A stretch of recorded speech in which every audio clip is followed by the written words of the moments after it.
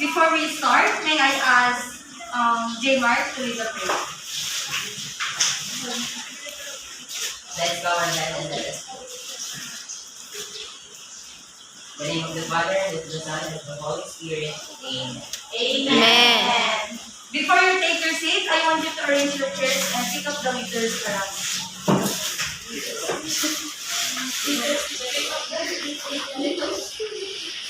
Okay, you will now take your seat. Good morning, class. Good morning, ma'am. I am Teacher Kate, your teacher for today's discussion. So, how are you today, class? So good. We're fine. We're fine na ba sa bakay na ulan? Even though it's raining, we still. Okay, so before we start, let us check first your attendance. When I call your name, when I call your surname, say your name in a creative way. Okay. Aling Pipini, Yes, sir. Alingon, Buhay, Kalantok, absent, Kanseran, Casco, De Guzman, absent, Jose, Sweet Lincoln. Manaloto, Kizime. Pante, okay, absent. Ragocos, absent. Ramos, Rosendo, Salazar, Salvador, okay, absent. Santos, Timbresa. Okay, there are how many absent? Yeah. Okay. Last meeting, we illustrated the different terms in probability, am I right? Yes. Before we proceed to our next topic, we will have a short review run activity, and this game is entitled Fill Me. So, I will read the instruction or mechanics, so listen carefully. You will draw a number from the box, and those who drew the same number will be joined, and that will be your group. The teacher will roll the die once. The student who is holding the number of chain will have the chance to fill the table. To fill in the table, you choose one answer from the option on the board. Every correct answer is equivalent to 1 point, and last, the student who got the highest points at the end of the activity will receive a prize. So, meron akong ano dito, pagpipilian nyo. So, nabunot na kayo dito ng group. Okay, pakipasa na lang.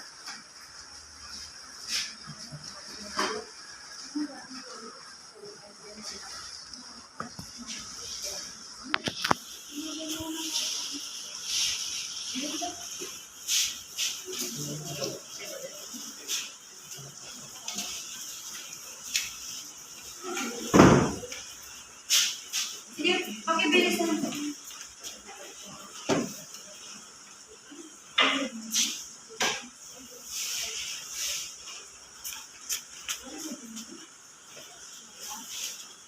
Okay, nakita niyo na ba yung mga numbers na hawak nyo?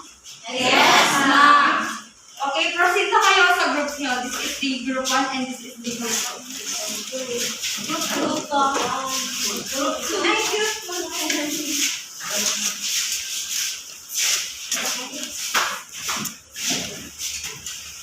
Okay,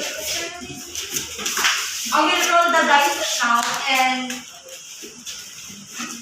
okay, I will roll the dice now. 6. Okay, group 2. You choose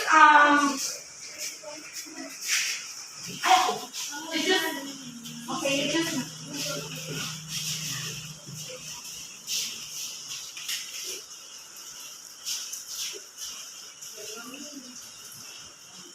okay, you roll the dice. 6 again. Okay.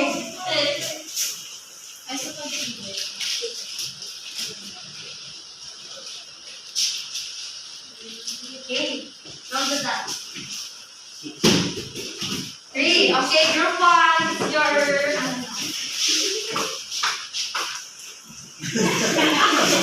okay, roll the dice. 2. Okay, 2.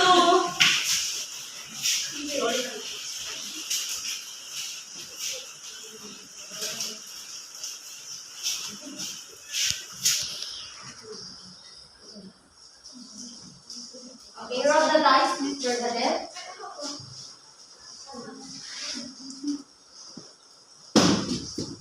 Six. Malaya. Oh, lalalala.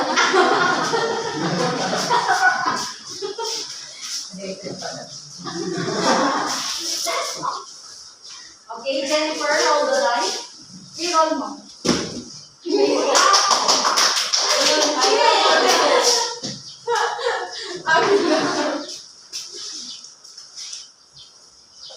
Seymour, roll the dice.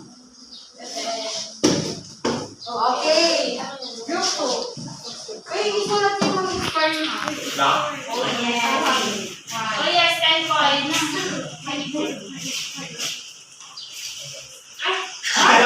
Yan na, roll the dice.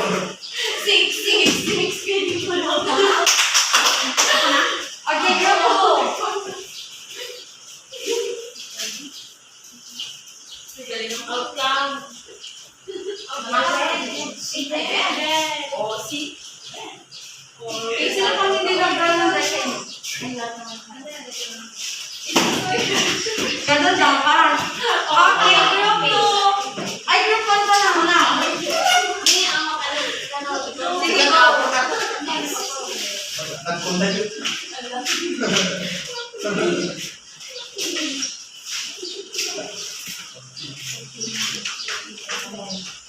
Okay, Christine, roll the dice. Roll the dice! Roll. Ayan, ako na to. 6.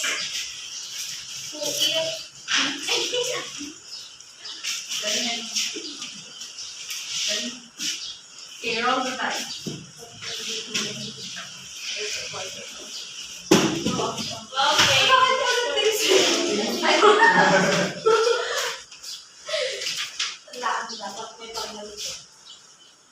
Okay, Jana, roll the dice for the last one.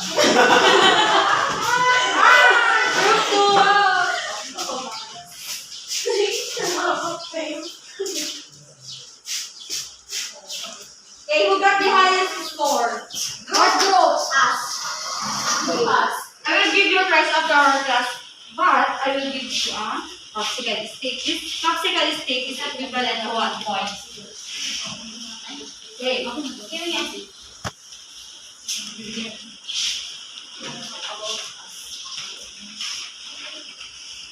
So let's see if your answer is correct. Can we read all together? Experiment. Tossing a coin, choosing a card on the deck of cards, rolling a die. Event. Obtaining a head, picking a red card, obtaining an even number. Outcome. 26 black cards, 26 red cards, tail, head, tail. Sample space. Sample space. 1, 2, 3, 4, 5, 6. Number 4, King of Hearts. Okay, congratulations. So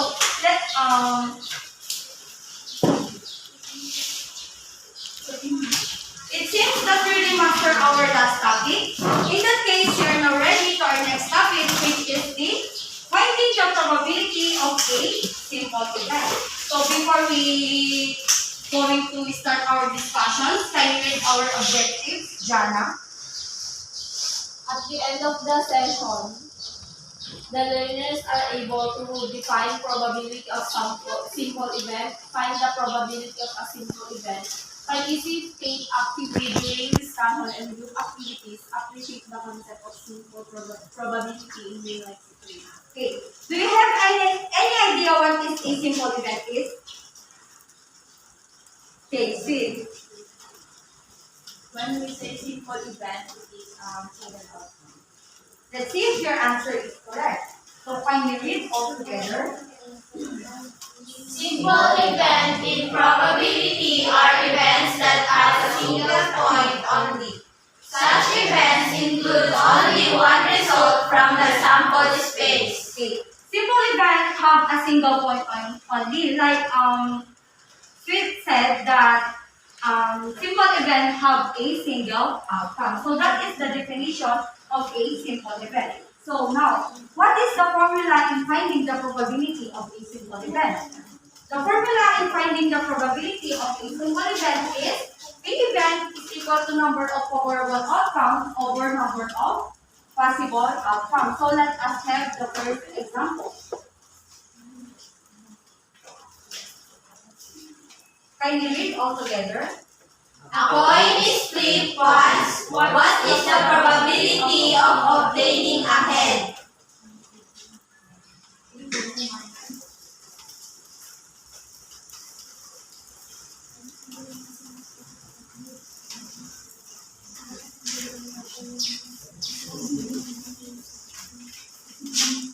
Again, can you read all together? A coin is flipped once. What is the probability of obtaining a head? Based on the given problem, let us identify first what is our event. So who can identify what is our event? Okay, Christine. Our event is obtaining a head. Okay.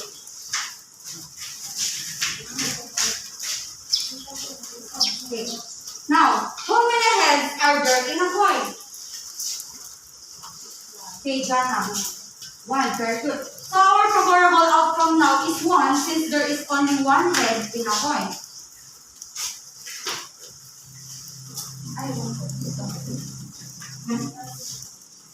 Now, how about the possible outcomes if you flip a coin? Okay, Gilmar.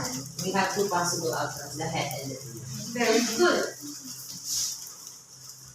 There are 2 possible outcomes. So, who wants to substitute the formula in the board? Okay, Jasper. For 2 points. Wait, the voice. Ito lang, friend. So is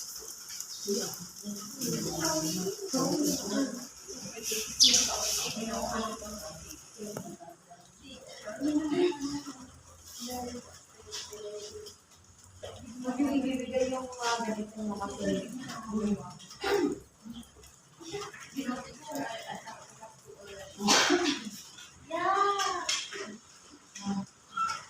Okay, very good. So, make sure class that your answer is in the simplest form. Okay, let's proceed to the second example. Can you read all together? a die is rolled once. Find the probability of obtaining an even number. Okay, what is our event in the given problem? Okay, Venus. Obtaining an even number. Very good. Can you write it on the board? Now, how many possible outcomes are there? Okay, Bernadette. 3.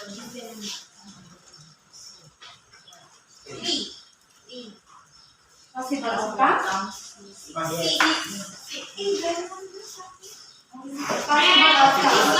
6. Okay. What are those 6? What are those 6?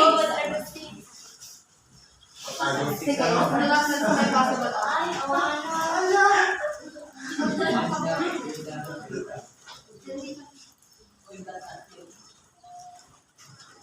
Okay. So how many possible outcomes again? There are 6 because dice have 6 faces or 6 sides. Okay. Now, based on the possible outcome, how many favorable outcomes are there? Okay, Margie. What are those 3? Sige, sulat mo.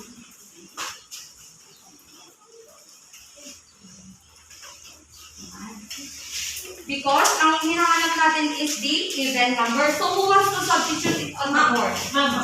Okay, this number.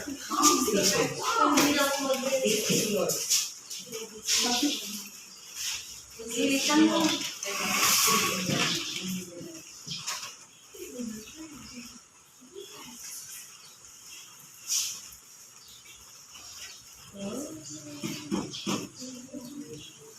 Okay, very good for 2 points. So, did you get it, class? Yes, ma'am. Okay. For the last example, can you read all together? Ay, mali. Sorry, hindi ko nakita rin ha. 1 point. Okay, Okay, can you read all together? on a standard deck of playing cards, what is the probability of picking a face card? So, what is our event in a given problem? Okay, Althea. Pick Okay.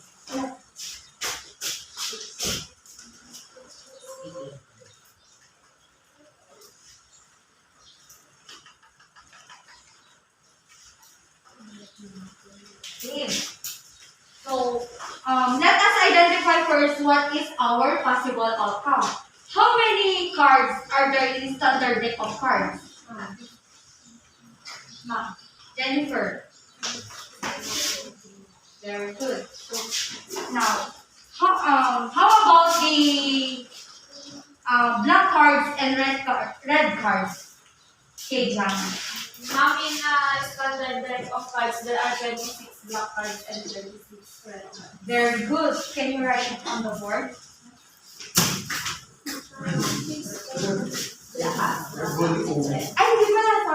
Sorry. Now, how about the number of clover cards, heart cards, spade cards, and diamond cards? Okay, Christine. So there are 13 cards and the global cards. Very good. Now, let us identify our favorable outcome now. How many heads are there in standard deck of cards? How many? How many heads are there in standard deck of cards? 14. 12. So what are those 12? Okay, if you want to recite, just raise your hand.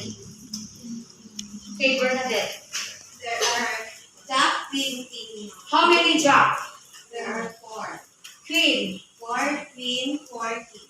Okay, very good. Now, who wants to substitute it on the board? KJ Mark? Substitute. Wow. So who wants to substitute?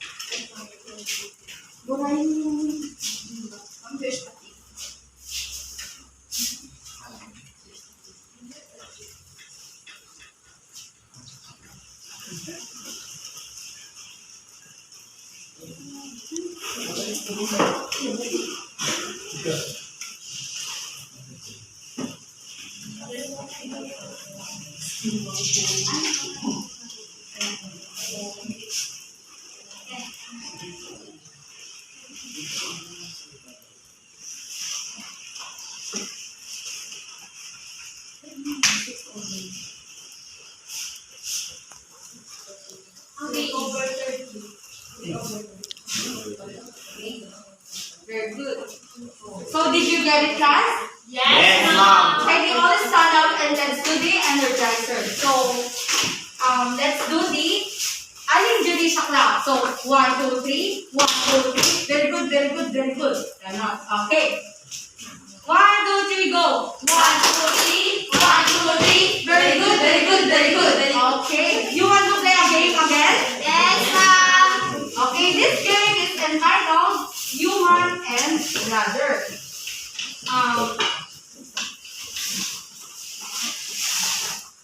Let's not have the mechanics or direction, so kindly read all together. Students will be divided into 2 groups. One student will choose a bird on the screen. Behind every bird is a problem in finding the probability of a simple event.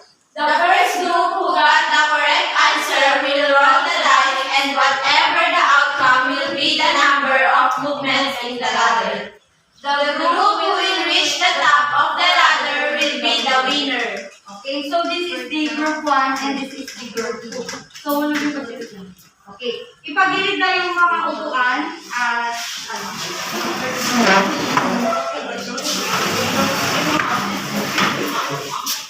ipagilid nyo na yung upuan. So, this is your team, group 1 and this is your team, group 2. Okay, mga anak, ipagilid nyo pa yung mga upuan. Nasa amin na ang dahil. Okay, I will hear the different birds. Okay. Just to, mamili lang kayo ng word dyan. So, bato-bato pick, one representative to group 1 and group 2. Namalik si Jasper. Nak yung pa. Okay, bato-bato. Isang bagsak. Game. 1, 2, 3. Ako, titingin na ako matakot. Tama sa mata, sabi ko. No?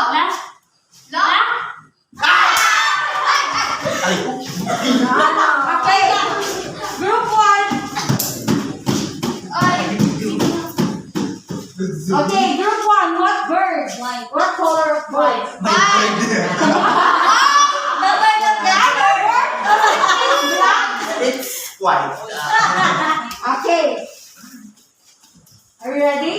Yes, ma'am. Finally, all together. There are 50 books on the shelf. 18 are English books, 17 are science books, and 15 are math books. What is the probability of choosing a mathematics book? Okay, what is your answer? What is our answer? 3/10. So let's see if your answer is correct. Hey, Oy, galingan mo. 6. Roll kasi ulit. Hindi roll. Oh. Oh, this Labanis ka din. I 1, 2, 3, 4, 5, 6. Okay. Oh, group 2. Group 2, what bird do you like? Flamingo. Nah. What color?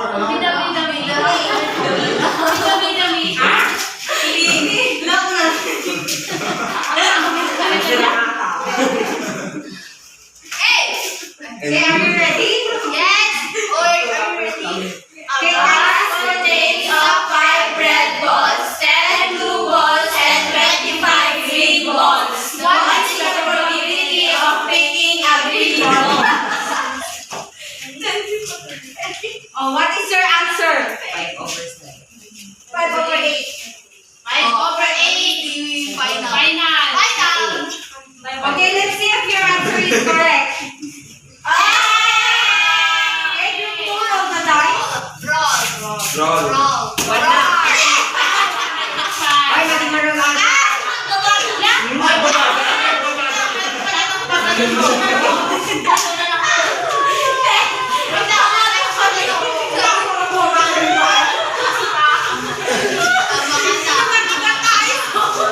Okay. Anyways, your boys. Okay, group 1. What bird do you like? Bird. What black? Black. Ito, anak. What color though? Black. Black. Okay. Are you ready? Yes, ma'am. Okay, you read all together. What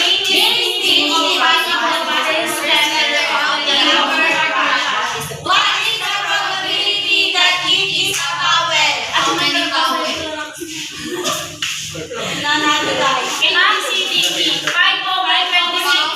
Let's see if your answer is correct. I'm going to Yes. Okay, roll the dice. Yes.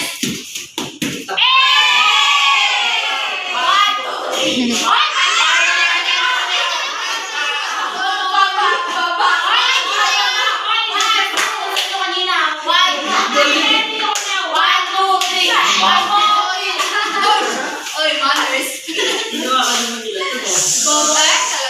Okay, group 2, what bird?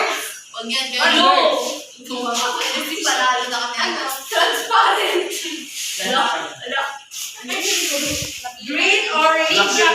red. Ay, what color? Violet. Bakit sa black? Hindi kayo nagulis. Ay, purple. Violet. Mayroon naman yun. Okay. Are you ready? Yes, ma'am. On a standard deck of playing cards, what is the probability of picking a diagonal card? 13/52 or 1.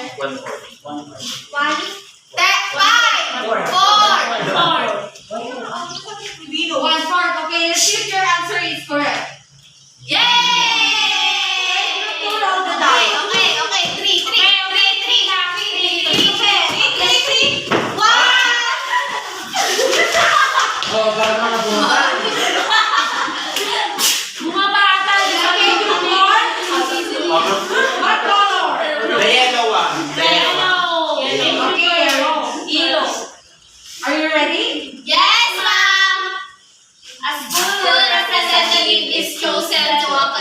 30 pupils.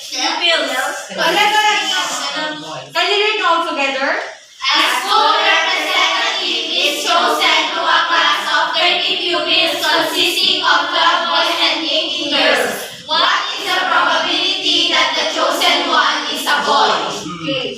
Group 1. 10 over 30 6. reduce. 2 over 5. 2 over 5. Let's see if your answer is correct. Yes! Maglang 5. Makita bata. Ala! Ang laki ng ambag nun ah.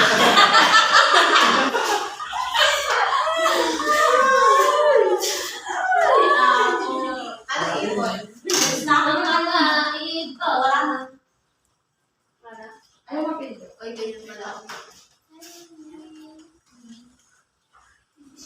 Okay, class.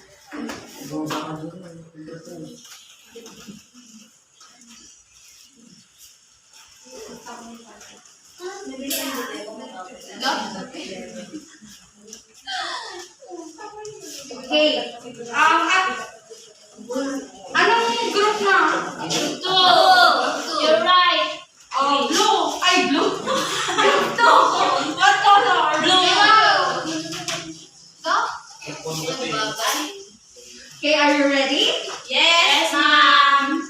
Can you read all together? A die is rolled once. What is the probability of obtaining a number greater than 2? 3, 4, 5, 6. 4 over 6. Okay, let's see if your answer is correct. Oy. 4, 3, 3 and 1. 6. 4. 25.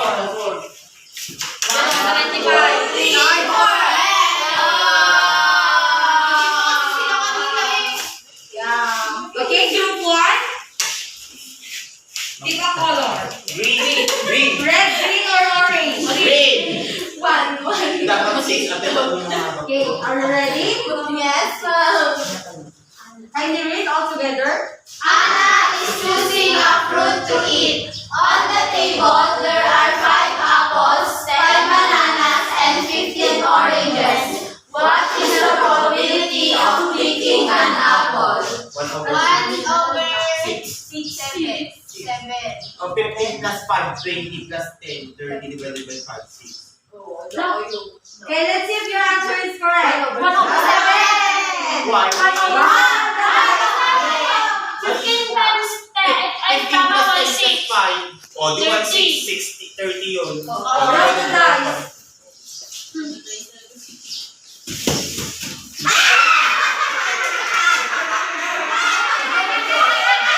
Pag nila kinaba. Gusto mo ng fight ng ano mo? Fight ng red or orange? Orange. Asa na orange yun? Okay, can you read all Dito together? is fake. What is the probability that we will shoot the ball? Okay, group 2. One over Correct. Yes. Roll the dice. Ako na lang. 4. 3. You need a 4. 3. Ay, 1. 3. 1, 2, 3. Kailangan tayo Okay, last one, group 1. Can you read all together? Can you read all together, class? number 1 to 18 is a sum. What is the probability of obtaining a number divisible by 6? 3. 1 over 6. 1. Yes. 6 to 80. Piti. 1 over 6. Yes. 3 yan.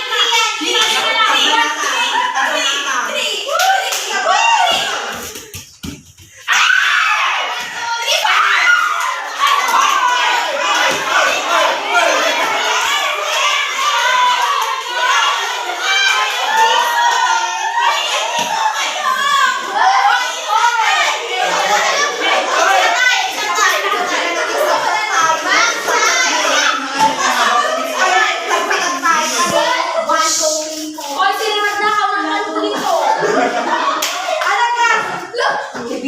You are not that to me. Kailangan nyo ba ilagay?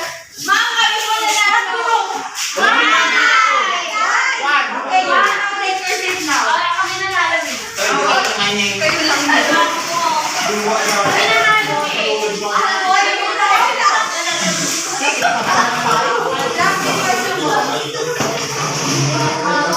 All of you are Very nice.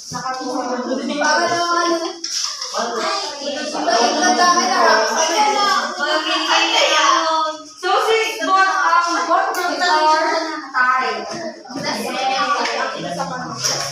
Okay, I have a question, class. Okay, I have a question. Why do we need to study this topic and what is the importance of this topic in our daily living?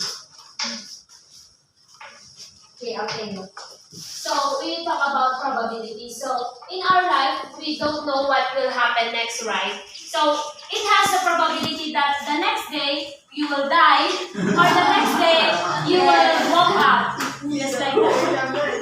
Okay, from our topic, how can we integrate it in real life situation? So, for example, if we have to take an exam, what is the possible outcomes, right?